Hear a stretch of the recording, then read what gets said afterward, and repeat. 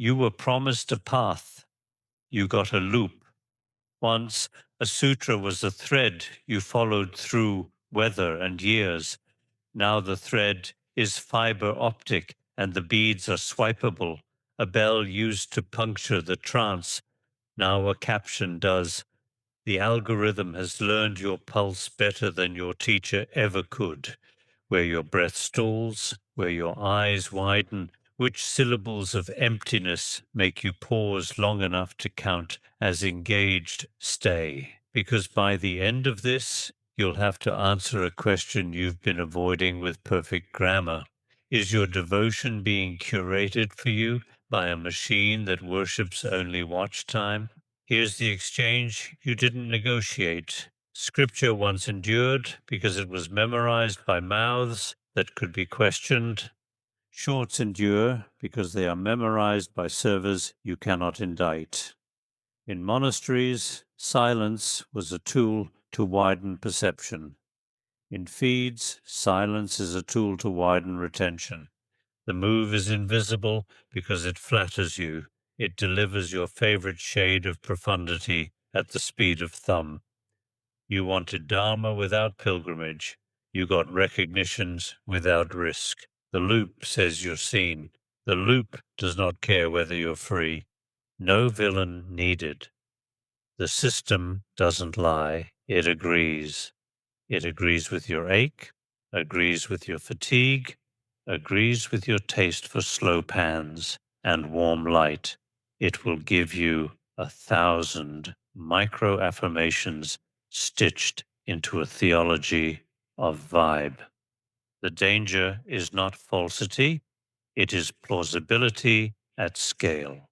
Plausibility anesthetizes the will to verify, and verification is what used to turn listeners into students and students into witnesses. Now the witness is a metric, the testimony is a share.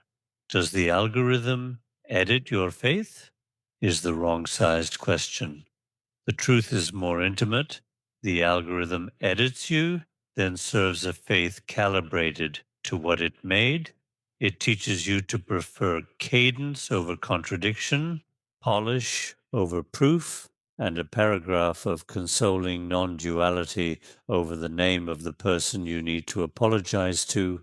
It is a cathedral of fluency where the choir never misses, the camera never stumbles, and the sermon never costs the preacher anything that can be audited. You leave lighter. Weight was the only thing that could have changed you. Stay.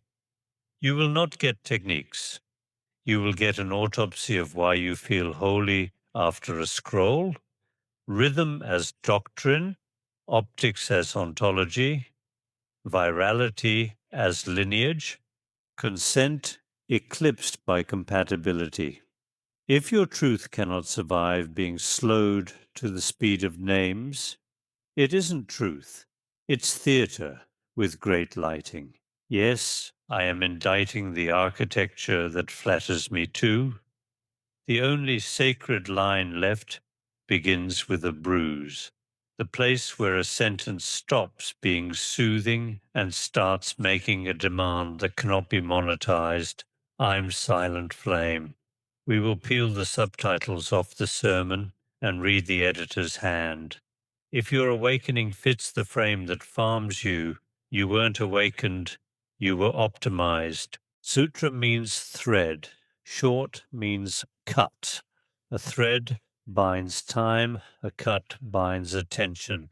The spiritual market calls this modernization. I call it splicing ontology into clips. The story isn't that teachings moved online. The story is that the grammar of teaching was replaced by the grammar of sequencing. Hooks, beats, crescendos, safe cadence, CTA disguised as koan, the structure that once trained you to endure ambiguity now trains ambiguity to avoid you, lest your thumb defect. Compression is not neutral. What survives compression is what performs under it. sentences whose friction is low, images whose meanings are pre-polished, metaphors that don't require geography. What dies is the slow surgery, the chapter where the teacher contradicts himself and stakes reputation on repair, the footnote where a lineage acknowledges its debts, the pause long enough to let an ugly noun appear.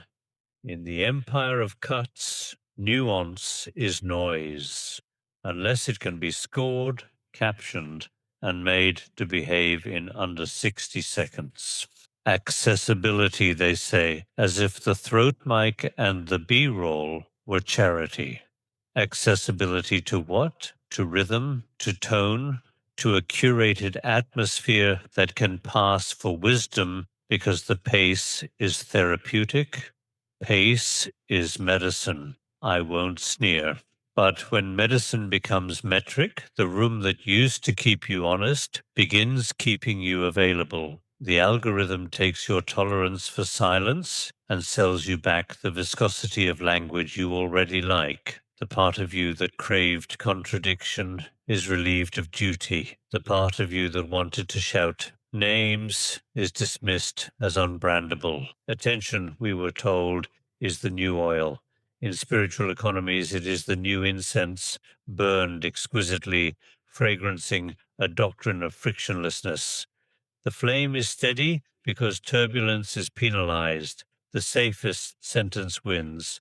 The safest sentence shocks no sponsor, offends no policy, trips no moderation. The safest sentence is a mood with posture, strong enough to feel like a position, soft enough to dodge consequences. You can build an empire on moods. You cannot build confession. The cut edits scripture even when it quotes verbatim. It edits by context starvation. It edits by swapping the audience from those who vowed responsibility to those who promised nothing but a view. It edits by turning the teacher's risk into the creator's reach. What was once a covenant becomes a format. What was once a room becomes an endpoint. Your soul didn't shrink. The container did. The algorithm only had to move the wall closer until your contradictory parts couldn't fit. This is not nostalgia, it's physics of meaning. A message that cannot survive deceleration is not a path, it is a product. The platform taught you to love what it can carry, polish, syncope, safe paradox, citations that fit a chiron. It taught you to distrust the man with the folder of receipts because he speaks in dates, not in gradients. Gradients convert, dates accuse. Transmission once meant a human staking their name on your future and bearing the costs of your misapplication. Now, transmission is a dashboard. The hand that descends is a counter. The robe is a watermark.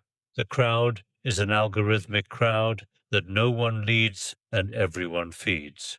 We say community and mean audience. We say lineage and mean playlist. The room murmurs, I felt held, and the platform thanks you for your data donation. Authority migrates to repeatability. If a formula reliably retains, it calcifies into teaching, regardless of whether it repairs lives. The line between charisma and cadence dissolves. A voice is wise because it can maintain a tempo that immunizes you against embarrassment. You stop asking the two questions that made Sangha safe: who pays, who repairs? In feeds, the answers are advertisers and no one. Yet you feel mentored because the overlay font looks like care. What does virality canonize? Predictive empathy. The creator anticipates your next ache, arranges an image to match, and gratifies the ache at the edge of its naming so you never have to say the nouns aloud. That anticipation feels like intimacy. It is optimization. Lineage once domesticated charisma by law, bylaws, boards, elders, minutes. Virality domesticates nothing.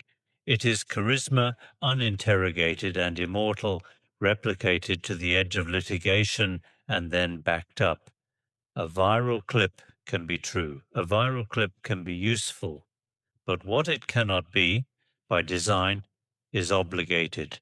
Obligation requires names, venues, procedures, budgets, and time.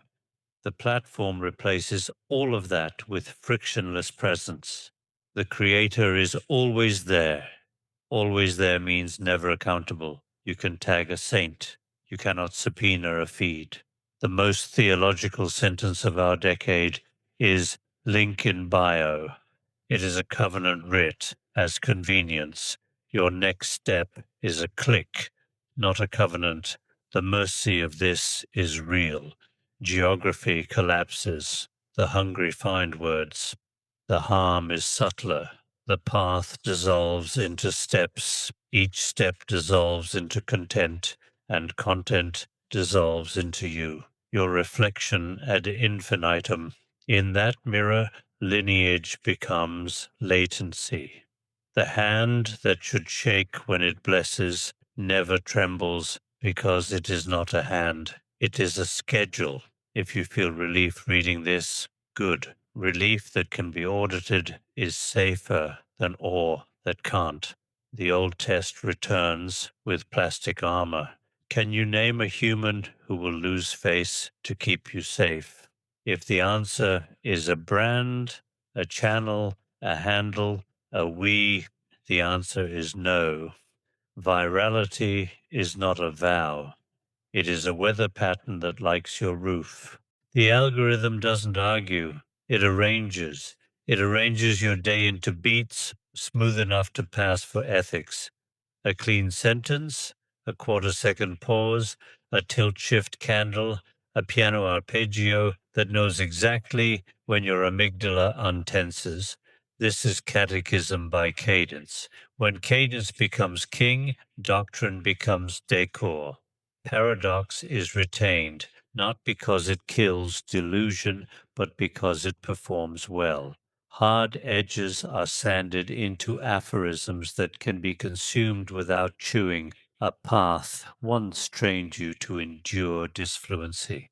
The teacher stuttering through a correction, the student choking on a confession, the text refusing your preferred translation. Disfluency was not a bug. It was the pedagogy of reality. Now, disfluency is demoted by the logic of platform health. It spikes drop-off. We are thus taught a new metaphysics. Truth equals smoothness. Rage or grief arrives in its native meter and is docked as unskillful. The room learns to rate viscosity, not veracity. Rituals survive because their tempos tutor bodies. In a feed, the ritual is looping. Looping tutors your body to expect closure at the length of a clip. Doctrine bends to satisfy the body's appointment with a dopamine sip. The edit becomes eschatology, salvation every 45 seconds, accompanied by captions that hold space as efficiently as a waiting room. And because the loop must end where it began, content discovers fatalism. What cannot be resolved in a minute is rebranded as a mystery, which is the luxury name for unfunded repair. Subtitles are prayer beads now. You trace them with your fovea while reality waits for verbs. The more immaculate the lower third, the more likely the upper half is untrue. The camera humbles nothing. It floats like a saint over a floor that someone mops off screen. The viewer's body receives a sermon whose homily is, don't make scenes. Scenes don't loop well. When rhythm is doctrine, contradiction becomes glitch. Glitches get patched, not pondered. Patches produce updates, not lineages. Updates create novelty, not character. The faithful become early adopters of their own edgelessness, trained to confuse a cadence that keeps them calm with a truth that makes them accountable. A scroll of agreeable paradoxes is the most narcotic liturgy ever invented. I admire it. I refuse it. The market hates the absolute unless it can sell it. Enter brand-safe emptiness, non-threatening non-duality that never names debt, harm, or hierarchy. It is emptiness trimmed to fit ad inventory. It declares no self and means no liability. It declares let go and means let us proceed. It declares this too shall pass and means don't tank the metrics. 1,000 creators will tell you the world is a dream. Very few will read receipts as scripture. Sponsorship is not sin. Opacity is. When the price of your serenity is a discount code, the doctrine learns to accommodate the skew. The unsayable expands. Boycott, strike, lawsuit, abuser, named donor, vote. In their place, energy, alignment, season, arc. The platform will reward your metaphysics if it can't be used to sue or organize. The path that once broke feudal bonds now modulates brand risk. Even unpaid saints are paid in a currency called reach. Reach must be maintained. Maintenance is done by compromise so elegant it feels like compassion. A sentence that would have saved someone is softened to save everyone from discomfort, from refunds, from headlines. This is not cowardice, it is scale. Scale is a god that eats doctrine until only the preventable remains. Preventable means won't hurt revenue. Preventable is a shrine with the alarm disabled. Then comes IP. Lineage becomes licensing, vow becomes terms of use. Your teacher's face is a logo, the mantra is a tagline, the Sangha is a funnel. None of this is new. Religions merchandise themselves long before algorithms, but the speed is.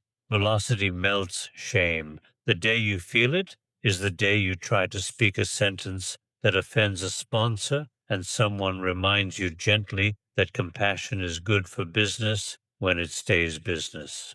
What is harmed? Not beauty. Beauty survives anything. What is harmed is leverage, the ability of truth to move weight. Weight is moved by nouns. Nouns are moved by courage. Courage is moved by cost. A faith that cannot afford to pay costs remains a product line. It should be advertised as such, with elegant sincerity and fast shipping. Platforms must moderate. This isn't a lament for chaos, it's a ledger of consequence. When safety policies become the invisible editor of your cosmos, your doctrine shrinks to what can pass an automated review. The unsayable is not only slurs and threats, it is context. Algorithms are provincial. They need universals that can be detected at scale. Doctrine obliged to pass undisturbed through this mesh will trend toward denounced sentiment. The galaxy of healing, the fog of journey, the ocean of letting go. You are watching metaphysics adapt to classifier constraints. Consider geopolitics. The platform spans sovereignties. Each sovereignty has crimes it prefers not to be named. The global tone of your Dharma is not Dharma's universality, it is lowest risk common denominator. The more global you get, the more your truth learns to pass as non-specific benevolence. This is not conspiracy, it is infrastructure. The result? An ethics that de-sharpens precisely where sharpness would have made someone safer. Moderation also recalibrates pity. Suffering becomes a content vertical. Interventions become policy violating. A clip about grief is healthy. A clip about suing the predator is not brand safe. Thus, the path to action is rerouted to effect. Effect tracks well. Action moves money, interrupts access, names risk. The platform will let you cry together forever. It will struggle to let you coordinate teeth. Then there is the mercy of de-escalation. The model is tuned to calm. Good. Calm prevents harm, but calm at scale selects for equivocation.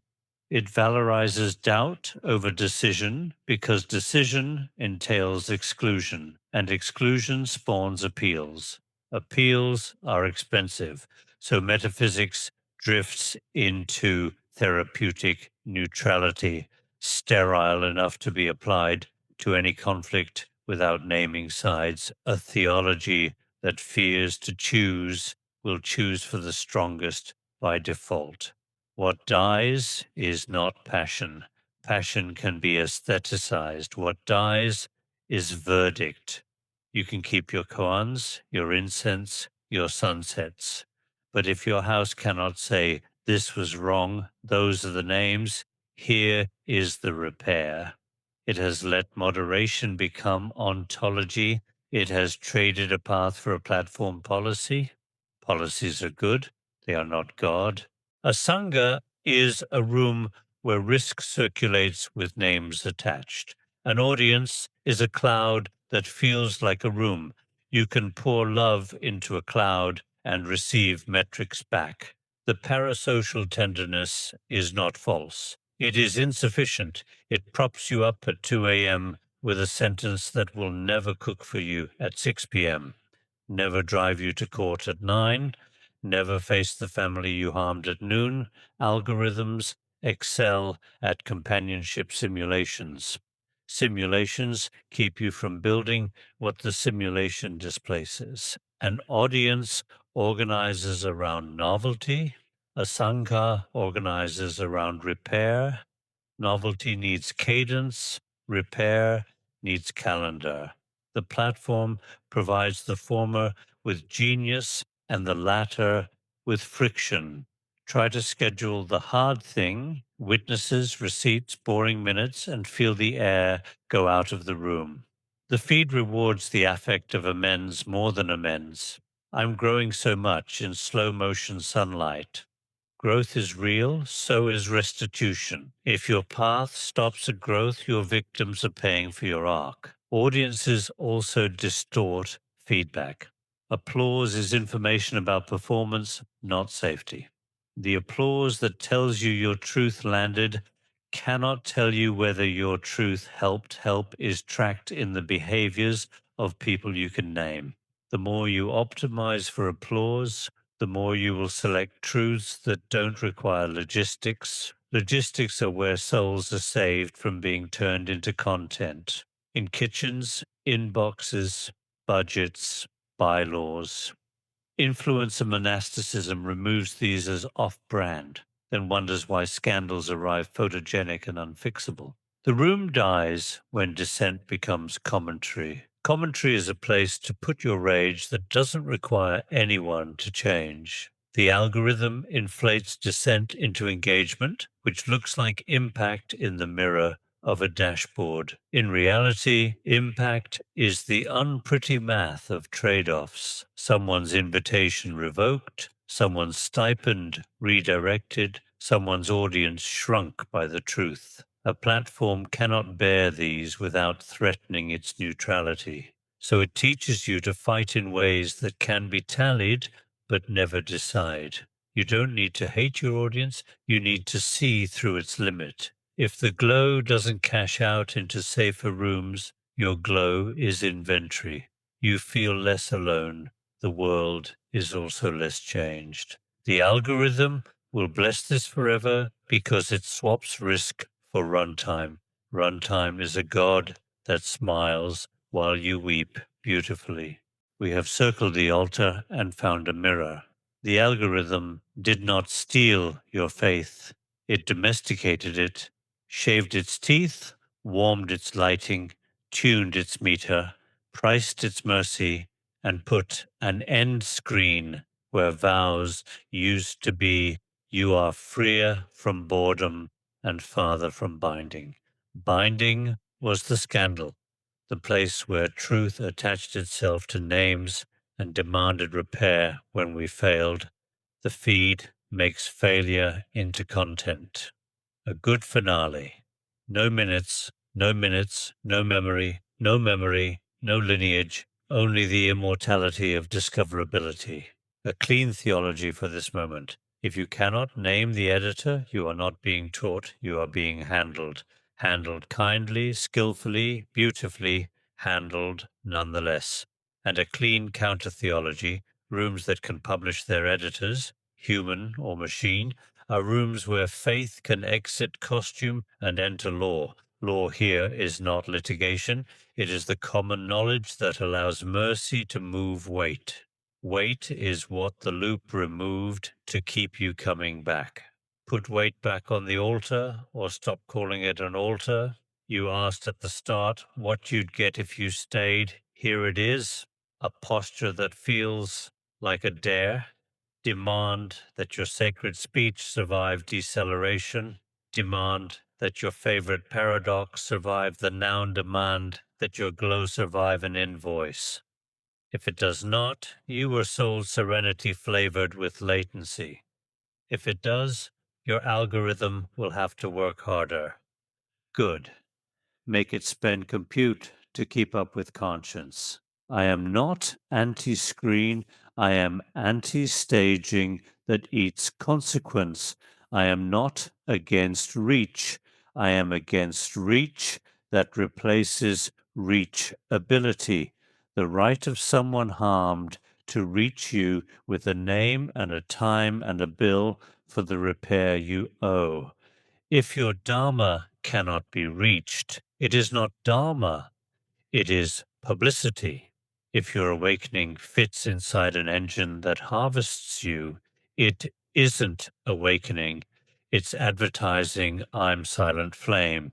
Name the editor or stop saying the word sacred.